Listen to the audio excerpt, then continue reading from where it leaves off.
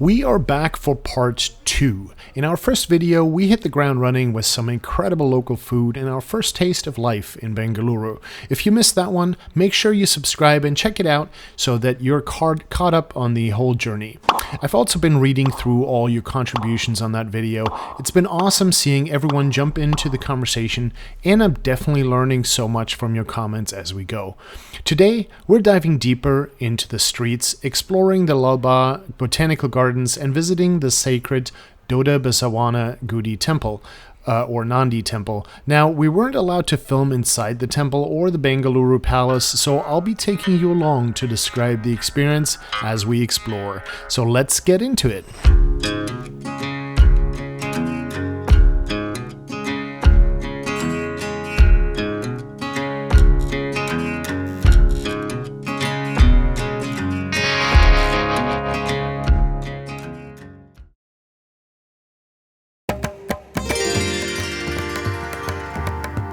As we pull up to the Bengaluru Palace, it's impossible to ignore the Tudor-style architecture that looks more like a 19th century England than southern India. Originally built by Reverend J. Garrett in the 1870s, it was later purchased by the Maharaja of Mysore, Chamarajendra Wadiyar X, I hope I pronounced that correctly, who wanted a residence that echoed the grandeur of Windsor Castle.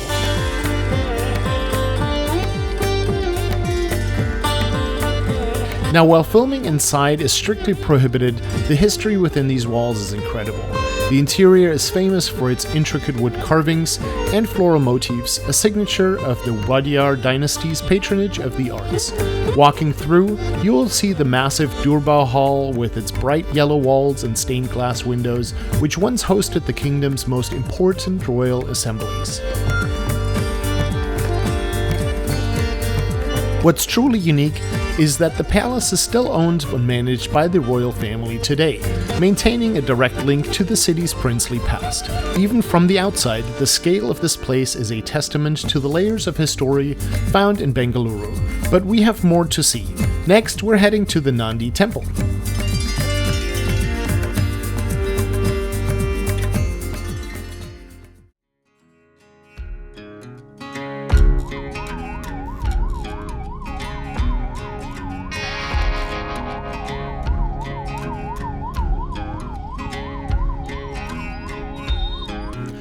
As we drive through the heart of Bengaluru, we first pass the Vidhana Soudha. This massive annex was finished in 2004 to house the city's growing government offices. The designers did an amazing job making it match the grand, traditional style of its famous neighbor next door.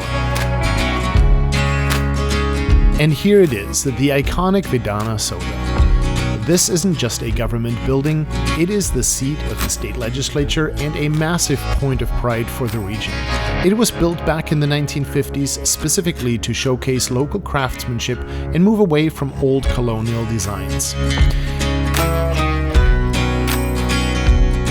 It is actually the largest legislative building in all of India, built almost entirely out of local granite. And if you look closely at the entrance, it has a famous inscription that says, "Government's work is God's work." The scale of this place in person is just staggering. We're driving through Gandhi Bazaar Road now, and you can immediately feel the energy shift. This is one of the oldest market streets in Bengaluru, located in the historical Doddasbasavana Gudi neighborhood. It's vibrant, it's busy, and it's where the city's traditional heart really beats. Just look at the colors along the roadside. These street vendors are famous for their incredibly detailed flower wreaths. Flowers like marigolds and jasmine are sold here every single day for festivals and temple offerings, which is exactly where the most of these people are headed. It's a beautiful, chaotic stretch of road, but the sacred atmosphere of the temple is just ahead. So let's go see the big bull.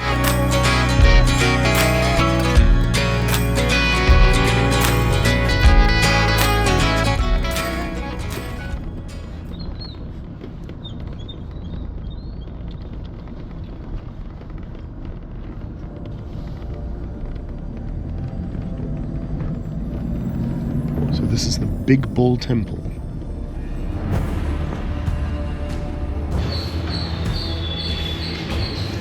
I'm going to take our shoes off for this one. Yeah, don't slip. Wow.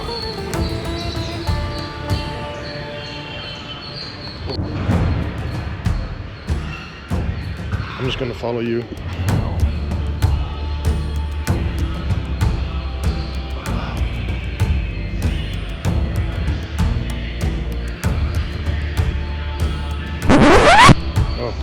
It was at this moment that I noticed filming and photography were prohibited inside. Since I always want to respect the rules of the place I visit, I don't have any footage of the big bull to show you from the interior. But honestly, that's almost for the best, because it forces you to stop looking through a lens and just take it all in. Let me try to describe what it's like inside for you.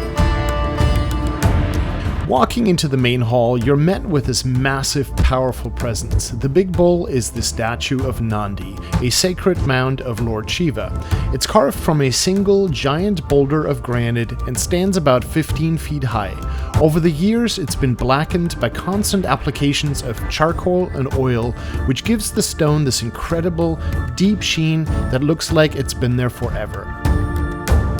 There's a cool legend here that the bull once used to destroy local peanut crops until this temple was built to appease it. Because of that, you'll see vendors all around the hill selling peanuts, and the area has this wonderful grounded energy. It was built in the 1500s, making it one of the oldest and most significant spiritual spots in all of Bengaluru. Even without the camera rolling, being in that space was a highlight of the trip. Sometimes the best memories are the ones you can't capture on a memory card, but we still have plenty more to see.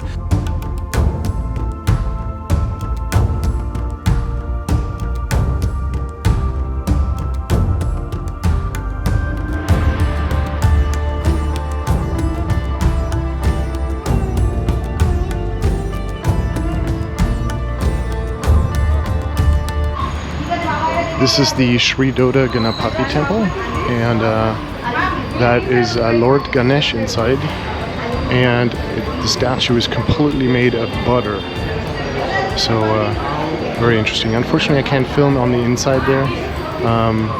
Video and pictures are prohibited, so I want to respect that, but very cool and interesting experience.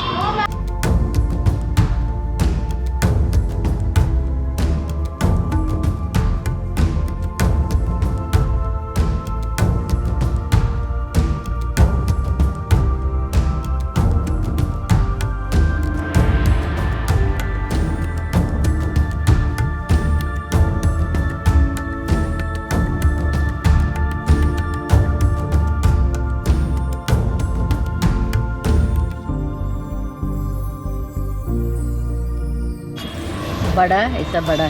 Yeah. Big one, small one.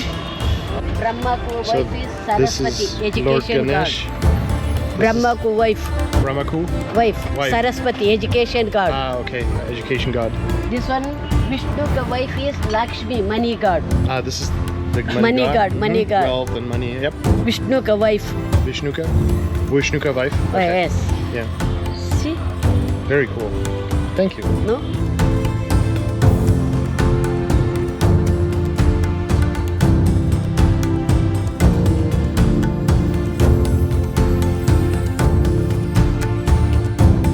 $20, $50, $20, $50 fill belts, and this all goes through QR codes. So if you come to Bangalore, QR code payment is very prevalent here. So just keep that in mind. That or cash. After the quiet of the temple, we've arrived at Lalbagh Botanical Gardens, 240 acres of greenery right in the heart of the city. I also wanted to shout out a fantastic comment from part 1 video. One of you pointed out that the rava idli was actually invented just a stone's throw from here during a rice shortage in 1940s. It's so cool to learn how even the food here has such deep roots in the local history. It's a big tree. Botanical Gardens, and then coming over here we have jackfruit, and look at the size of the fruit on this jackfruit tree. That is amazing. And then right over here we have a star fruit. Cool. Okay, so we are in 3. So protected by 4.5 we are. kilometer long walk. Oh, We are here. We're at 4. are we? 4. That's where we are. It says you are here. Oh, You didn't see yourself right there? Just kidding. And then Lakeview. Oh, there's a waterfall right there. Yeah, you can go Okay. down. Tree sculpture zone, glass house, Windsor. Okay, so this is one of the world's largest botanical gardens. 240 acres of green protected That I don't know, but by 4.5 kilometers long wall. Is there.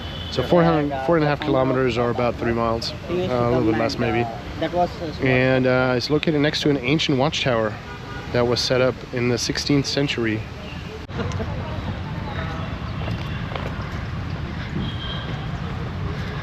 And those are bees nests up there, right? yeah. Honeybees? Honeybees. Wow, look at that. So many. Wow, that's crazy. There's one right there. There's another one over there. There's one. There are 2 hanging out there. The whole tree is full of bees. I spotted one of the local residents, a little palm squirrel. There's actually a beautiful legend in India about why these squirrels have 3 distinct stripes on their backs. It's said that during the building of a great bridge in the ancient epic, the Ramayana, a tiny squirrel helped by carrying pebbles. Lord Rama was so moved by the little creature's devotion that he stroked its back with 3 fingers, leaving 3 stripes as a permanent blessing. Oh yeah. Eucalyptus trees. You can smell the eucalyptus here walking through the park. And at this point in the video, it'd be a good idea for you to like and subscribe, because I know you do want to and you don't want to miss the next videos. So do me a favor, like and subscribe, hit that button, do it, it's free, and enjoy the rest of the video. Sapota, we call it as sapota, but they will call it as chiku. Chico fruit. They look a little bit like plums, but no, it's not. yeah, it's not plums, but it kind of looks a little bit like it. Yes, yes. Can say them. And this is the Lalbagh waterfall. Keep in mind when you come here, it's only on for certain times, and even then it says 12:15. It's right now 12:10 and it's not on, so it's a hit or miss basically. But the whole wall over there is going to be water coming down. The trees, look at the gigantic. That one doesn't have bees. No, stop here.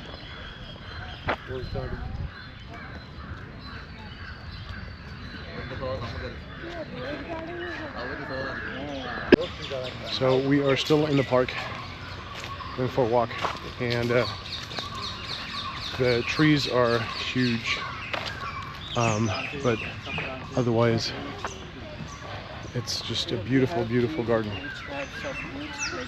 And it's a nice way to get away from the hustle and bustle from the city streets, the honking and the white noise, to enjoy this.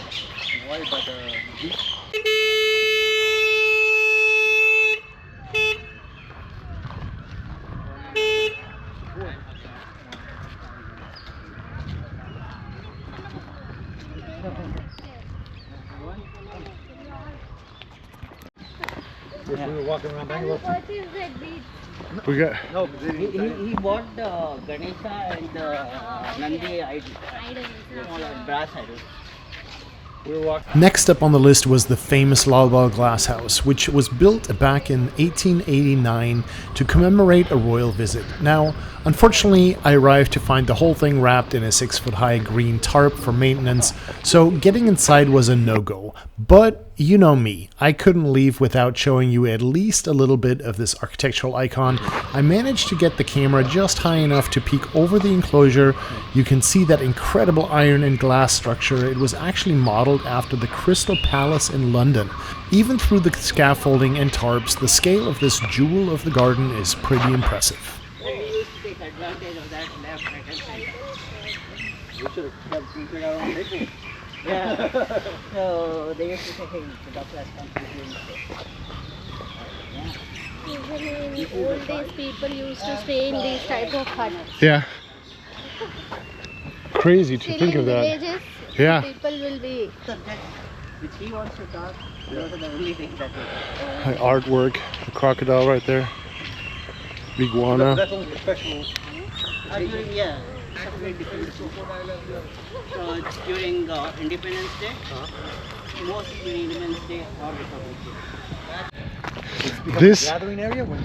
is crazy. This is a one gigantic bedrock, Morning people, what and they we're run climbing up to the the top, top to the tower, walk down. which was at the beginning of the park, mentioned on the plaque that I showed. So going up. The history here is honestly mind-blowing. This rock is estimated to be over 3 billion with a B years old. To put that in perspective, it's one of the oldest rocks on Earth, predating the gardens themselves by billions of years. Beyond being a geological wonder, it's also a perfect vantage point. Perched right at the top is one of the 4 original watchtowers built by Kempegowda I, the founder of Bengaluru, back in the 16th century. It's incredible to stand on something that has been here since the dawn of the planet while looking out over the modern city skyline.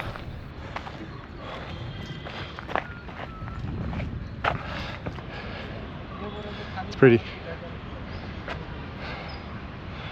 Quite the view over Bangalore down there.